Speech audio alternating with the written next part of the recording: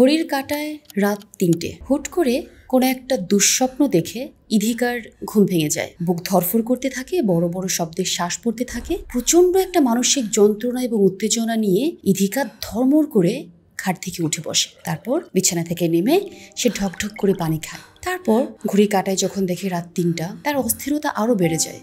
কিছুতেই সে যেন তার মনটাকে স্থির করতে পারছে না। হুট করে ২ হাত দিয়ে শক্ত করে সে তার মাথাটাকে চেপে ধরে। কি হচ্ছে আমার সাথে এগুলো? কেন বারবার একই কথা কানের মধ্যে বেজে চলেছে? আমি এখান থেকে বের কেন হতে পারছি না? কি কথা কানের মধ্যে বেজে চলেছে বারবার? তোমার যে নিউডসগুলো তুমি আমাকে দিয়েছিলে, আমাদের একান্ত মুহূর্তের যে ভিডিওসগুলো আমরা করেছিলাম, কি মনে করেছো সেগুলো আমার কাছে নেই? আমাকে ছেড়ে দেওয়ার শাস্তি কত কঠিন হতে পারে তুমি কি জানো? আমাকে ছেড়ে তুমি যাবে কোথায়? এবার দেখো তোমার সাথে আমি কি করি। এই ভিডিওগুলো, এই নিউডসগুলো ভাইরাল করে দেব। তোমার বাবার মান সম্মান যাবে, তোমার মান সম্মান যাবে। আমিও তোমার সাথে প্রতিশোধ নেব। তুমি আমাকে চেনো না, কি করতে পারি তোমার কোনো ধারণা নেই। So be ready princess. এই কথাগুলো বারবার ইধিকার কানে বাজতে থাকে। ইধিকা একটা পর্যায়ে পাগল প্রায় হয়ে যায়। বালিশ চাপা দিয়ে চিৎকার করতে থাকে। তার চিৎকারের দৌরাত্ম বালিশ পর্যন্তই থাকে। ভেতরটা দুমড়ে মুচড়ে শেষ হয়ে যায়। ইধিকার মনে আতঙ্ক, একটা পর্যায়ে আইডিয়েশন, এই জীবন রেখে কি কোনো লাভ আছে? আদৌ কি আমি বাঁচতে পারবো? আমি এই জীবন চাচ্ছি না, আমি মরে গেলেই ভালো।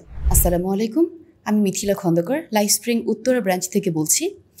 আজকে এরকম একটা সেন্সিটিভ বা স্পর্শকাতর বিষয়ে কথা বলবো, যেটা নিয়ে আমি বেশ কিছুদিন যাবৎ, বলতে গেলে কয়েক বছর যাবৎ অনেক কেসেস ডিল করছি। আজকে মনে হলো এই ব্যাপারটা সোশ্যাল মিডিয়ার সামনে আসলে আমাদের জায়গা থেকে আসা উচিত এবং ডিসকাস করা উচিত, বিশেষ করে আমাদের সবার কনসার্নের জন্য। আমি ছদ্মনাম দিয়েই বলছি। ইধিকা একটা মেয়ে, তার একজন ছেলের সাথে সোশ্যাল মিডিয়ার থ্রুতে পরিচয়। তাদের সাথে প্রথমে বন্ধুত্ব থেকে পরিণয়, যেটা হয় নর্মালি। আমরা একজনের প্রতি ইমোশনালি অ্যাটাচড হয়ে যাই বা ডিপেন্ডেন্ট হয়ে যাই, তাই না? ইমোশনাল কানেকশনগুলোতে এমনই থাকে, প্রেমের সম্পর্ক বলতে যেটা বোঝায়। ইধিকার বয়স সবে ২১, মাত্র সে ইউনিভার্সিটিতে উঠেছে। চোখে রঙিন স্বপ্ন, সামনে একটা রঙিন দুনিয়া। অ্যাট দ্য সেম টাইম সে তার মানুষটাকে, কাছের মানুষটাকে, যাকে সে প্রচণ্ড বিশ্বাস করেছে, একদম অন্ধের মতো বিশ্বাস করেছে, তার সাথে সে জাস্ট উড়ে বেড়াচ্ছে। জীবনটা প্রচণ্ড সুন্দর, জীবনটা খুব সুন্দর, প্রজাপতির ডানায় সে উড়ে বেড়াচ্ছে। একটা সময় তার ছেলে বন্ধুটি তার কাছে কিছু ব্যক্তিগত ছবি দাবি করে, ডিমান্ড করে। ইধিকা প্রথমে একটু ইতস্তত বোধ করে, বাট আলটিমেটলি তাকে বলা হয়, তুমি কি আমাকে বিশ্বাস করো না? আমি তোমার বয়ফ্রেন্ড, আমি তোমাকে এত ভালোবাসি। আমার ভালোবাসার একটা পরীক্ষা তুমি দিতে পারছো না? ছবি যদি তুমি আমাকে না পাঠাতে পারলে, তাহলে আর বিশ্বাসের মর্যাদা কোথায় থাকলো? তাহলে আমার ভালোবাসার পরীক্ষায় তুমি পাশ করলে কিভাবে? ইধিকার আবার মনে এটা খুব খটকা জায়গায়, তাই তো আমি তোকে বিশ্বাস করি, ওকে তো আমি ভালোবাসি, তাহলে কেন নয়? এভাবে করে ইধিকা তার কিছু ব্যক্তিগত ছবি তার বন্ধুকে পাঠিয়ে দেয়। আস্তে আস্তে তাদের সম্পর্কটা আরও বেশি ডিপ হয়, আরও ইন্টিমেসিতে যায়, ইন্টিমেট সম্পর্ক হয়। ছেলেটা হয়তো বা হিডেন ক্যামেরা দিয়ে সেটা ভিডিও করেছে, ইধিকা সেটা জানতেও পারেনি। একটা সময় আমাদের লাইফে বিভিন্ন সম্পর্কে আপস অ্যান্ড ডাউনস তো আসে, তাই না? ইধিকার সম্পর্কেও এসেছিল। সম্পর্কটা ১ থেকে ১.৫ বছর যখন যায়, তখন ইধিকা এক্সপেরিয়েন্স করে এই ছেলেটা আরও অনেক মেয়ের সাথে ইনভলভড, এবং ছেলেটা আসলে অনেস্টি শো করতে পারেনি, লয়াল ছিল না। এক কথায় he was not the right choice for her, ইধিকার জন্য। তারপর মানুষ কি করবে? ইধিকা সেখান থেকে বের হয়ে আসার চেষ্টা করে। ছেলেটাকে বলে যে আমি তোমার সাথে আর থাকতে চাই না, তুমি কি করছো আমার সাথে? ডাবল টাইমিং করছো তো, সো তুমি আমাকে প্রতারিত করেছো, বিট্রে করেছো, আমি তোমার সাথে আর নাই। তখন ছেলেটা তার ট্রাম্প কার্ড প্লে করে, তুমি আমাকে ছেড়ে যাবে? কিভাবে ছেড়ে যাবে দেখবো। তোমার এই পিকচার্সগুলো তো আমার কাছে আছে, এগুলো এখন আমার ব্যক্তিগত সম্পদ। তোমার মান সম্মান, তোমার একাডেমিক ক্যারিয়ার, তোমার বাবার মান সম্মান, তোমার ফ্যামিলি, এভরিথিং, সব কিছু এখন আমার হাতের মুঠোয়। কোথায় যাবে? আমাকে ছেড়ে যাওয়া এত সহজ? এই ট্রমাটা থেকে ইধিকা আসলে দিনকে দিন অসুস্থ হয়ে যেতে থাকে। শুরু করেছিলাম ইধিকার ওই গল্পটা দিয়েই। তার প্রত্যেকটা রাত এরকম ট্রমাটাইজড কাটে। তার পড়াশোনায় কোনো ফোকাস নেই, তার বন্ধুবান্ধবের সাথে আড্ডাতে মন নেই, সারাক্ষণ মাথায় একটা দুশ্চিন্তা, সারাক্ষণ মনের মধ্যে একটা ভয়, প্রচণ্ড পরিমাণে একটা আতঙ্ক, আমি তো ভাইরাল হয়ে যাব। ইধিকা খুব ভালো স্টুডেন্ট, ইধিকা চমৎকার একটা সিজিপিএ ক্যারি করছিল, খুব ভালো তার ফোকাস, খুব ভালো তার একাডেমিক ওরিয়েন্টেশন। বাট এই ঘটনার পর থেকে তার পড়াশোনার ফোকাস, একাডেমিক তার অ্যাচিভমেন্ট সব কিছু জাস্ট এভাবে ফল করতে শুরু করে। বলছিলাম এই বয়সে, উঠতি বয়সে ছেলেমেয়েরা আবেগীয় রিলেশনশিপে বা প্রেমের সম্পর্কে বা যে কোনো ইমোশনাল একটা রিলেশনশিপে জড়িয়ে যাওয়ার পর আবেগীয়ভাবে কতটা দুর্বল হয়ে যায় বা কতটা অন্ধ হয়ে যায়। একটা সম্পর্কে আমরা বিশ্বাস করব, বাট সেই বিশ্বাসের শেষটা কোথায়? আমরা বিশ্বাস ঠিকই করব, বাট অন্ধ হয়ে, ব্লাইন্ড ফোল্ডেডভাবে। ইধিকা কিন্তু তার পরিণতি সাফার করছে। শুধুমাত্র ইধিকা নয়, আমরা বিশ্ববিদ্যালয় পড়ুয়া বা কলেজ ছাত্রছাত্রীদের মধ্যে এরকম অনেক কেসেস দেখে থাকি, যারা টেলিগ্রাম, হোয়াটসঅ্যাপ বা এরকম সোশ্যাল মিডিয়া যে প্ল্যাটফর্মগুলোতে আছে, অনেক গ্রুপিং আছে ছোট ছোট। এই গ্রুপগুলোর মধ্যে তাদের মধ্যে একটা কম্পিটিশন থাকে নিজেকে বড় প্রমাণ করার, এবং সেই কম্পিটিশনে নামতে গিয়ে, কম্পিটিশনে জিততে গিয়ে কতটুকু বাজে চর্চা বা অনৈতিক চর্চা আমরা করছি বা তারা করছে, এটার কোনো সেন্স তখন তাদের ভেতরে থাকে না। লজিক্যাল সেন্সটা তো বরাবরই তাদের ভেতরে একটু কম দেখা যায়, বিকজ ইমোশন সেন্টারটা তখন তাদেরকে লিড করছে, রাইট? যখন আমরা আবেগীয়ভাবে প্রচণ্ড পরিমাণে তাড়িত, ইমোশনালি ড্রিভেন, আমাদের লজিক্যাল সেন্টার কিন্তু একটু কম কাজ করে।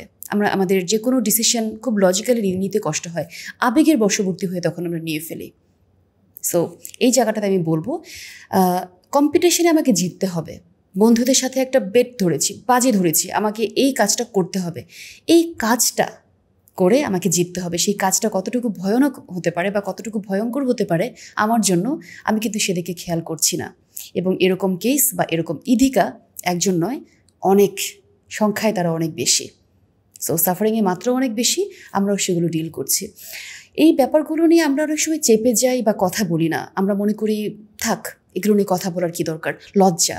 বাট আলটিমেটলি এই লজ্জাটাকে যদি আমরা লজ্জা মনে করে বা কথা বলা যাবে না মনে করি, স্টিগমাটাইজড ভাবে চিন্তা করে রেখে দিই বা সাপ্রেসড করে রাখি, আদৌ কি আমরা আমাদের সন্তানদেরকে প্রোটেক্ট করতে পারছি? ইধিকার এখন কি হবে? ইধিকাকে কি একটা সুন্দর লাইফ দেওয়া যায় না? একবার ভুল করেছে, বাট সামনের দিকে তাকে এগিয়ে নেওয়া যায় না? আর এরপরে কোনো ইধিকা যাতে এই ভুলটা না করে, তাদেরকে একটুখানি সাইকো এডুকেশন দেওয়া যায় না? অ্যাজ এ প্যারেন্টস দায়িত্ব আছে, অ্যাজ এ টিচার দায়িত্ব আছে, অ্যাজ এ থেরাপিস্ট আমাদের দায়িত্ব আছে।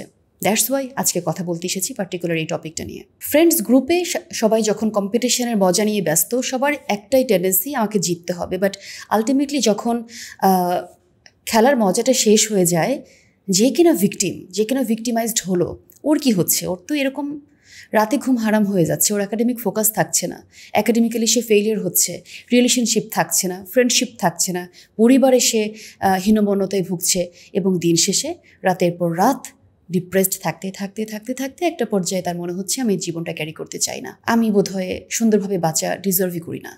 সো আত্মহত্যা বা সুইসাইডাল কেসের মতো ঘটনাও কিন্তু নেহায়েতে কম নয়। সোশ্যাল মিডিয়ার এই যুগে অফকোর্স আমরা ব্লেসড যে আমাদের হাতে হাতে মোবাইল ফোন, আমাদের হাতে চাইলেই যে কোনো কন্টেন্ট খুব সহজে চলে আসে। এটার অনেক পজিটিভ দিক আছে, আমরা আপ টু ডেট থাকতে পারছি, আমরা অনেক দূরে থেকেও ইনক্লুডেড থাকতে পারছি, আমাদের কোনো কিছু কখনো মিস হয়ে যাচ্ছে না। সবসময় আমরা সব কিছুতে ইনভলভড, ইনক্লুডেড, জানি সব কিছু, হাতের মুঠোয় পুরো বিশ্ব, হাতের মুঠোয় পুরো পৃথিবী। কিন্তু এটার যে নেগেটিভ দিকটা, লাগামহীনভাবে আমরা আমাদের নিজেদের নিয়ন্ত্রণটা হারিয়ে ফেলছি, সেটার শেষ কোথায়?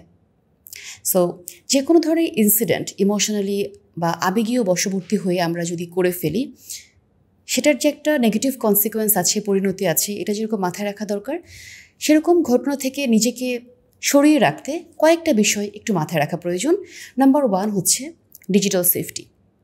সোশ্যাল মিডিয়া থেকে দূরে থাকাটা কোনো সমাধান নয়, এই যুগে আমি সেটা বলছিও না। তোমার হাতে ফোন আছে, অফকোর্স তুমি তোমার ফোন ইউজ করবে, এটা তোমাদের দৈনন্দিন জীবনের নিত্যসঙ্গী। কিন্তু তুমি কি ডিজিটাল সেফটি সম্পর্কে জানো? কতটুকু পর্যন্ত তোমার ফোনটা ইউজ করা তোমার জন্য ক্ষতিকর নয়? কতটুকু পর্যন্ত তোমার সেফ ফোন ইউজ করা? কি করা যাবে, কি করা যাবে না, ডুজ অ্যান্ড ডোন্টস। তোমার যে কোনো আপত্তিকর বা প্রাইভেট ছবি, সেটা যত কাছের মানুষই হোক, যত বিশ্বস্ত মানুষই হোক, কাউকে দেবে না। এটা তোমার নিজস্ব সম্পত্তি। প্রাইভেসি যে কোনো সময় হ্যাম্পার করতে পারে যে কেউ। মানুষের মন is a complete mess sometimes. কখন কার মন মানসিকতা চেঞ্জ হয়ে যায় ইউ নেভার নো। ঠিক আছে, ইধিকাও তো বিশ্বাস করেছিল তার বয়ফ্রেন্ডকে, তাই না? সো আমরা আমাদের ব্যক্তিগত ছবি বা কন্টেন্ট কখনোই কারো কাছে দেব না। ডিজিটাল সেফটির এটা প্রধান এবং প্রথম রুল, নিয়ম। নাম্বার 2 হচ্ছে আবেগের নিয়ন্ত্রণ। তোমাদের যে বয়স, 21-22 বা 18 থেকে 20 বা 22 বছর বয়স, এই বয়সে মস্তিষ্কে যে দুটো পার্ট আছে সেটা হচ্ছে প্রিফ্রন্টাল কর্টেক্স এবং একটা হচ্ছে অ্যামিগডালা। প্রিফ্রন্টাল কর্টেক্স হচ্ছে গিয়ে আমাদের লজিক সেন্টারটাকে নিয়ন্ত্রণ করে, আর অ্যামিগডালা আবেগীয় সেন্টারটাকে নিয়ন্ত্রণ করে। তোমাদের বয়সে আবেগীয় যে অনুভূতির জায়গা অ্যামিগডালা, এটা মোটামুটি ডেভেলপড, বাট প্রিফ্রন্টাল কর্টেক্স এখনও পুরোপুরি ডেভেলপড হয়নি। সো এটা খুবই অবভিয়াস যে তোমরা যে কোনো ডিসিশনে আবেগকে প্রাধান্য দেবে, লজিককে নয়। সো এটা একটু মাথায় রাখতে হবে। যে কোনো কাজ করার আগে, যে কোনো ডিসিশন নেওয়ার আগে pause, think, again pause, rethink, then do it. ঠিক আছে? ভেবে চিনতে তারপর আমরা স্টেপ নেব। না ভেবে আবেগের বশবর্তী হয়ে কোনো ডিসিশন না, যা করবে ভুল হবে। ঠিক আছে? নাম্বার 3 হচ্ছে পরিবারের সবার সাথে একটা সুন্দর সম্পর্ক বজায় রেখে চলা। তোমাদের সবার প্রাইভেসি লাগবে, অফকোর্স আমাদের সবার লাগে, একটু সেফ, একটু সিকিউরিটির জায়গা, একটু স্পেস, সাফোকেটিং না ফিল করতে চাই আমরা সবাই, রাইট? ফ্রিডম চাই। বাট দিন শেষে তুমি যখন কোনো একটা বিপদে পড়বে, সেটা হতে পারে তোমার রিলেশনশিপ ব্রেকআপ, সেটা হতে পারে তোমার রাস্তায় কোনো ছিনতাইয়ের কবলে, হতে পারে কোনো ফ্রেন্ড তোমার সাথে বিট্রে করেছে, হতে পারে তোমার কোনো অ্যাক্সিডেন্ট হয়েছে।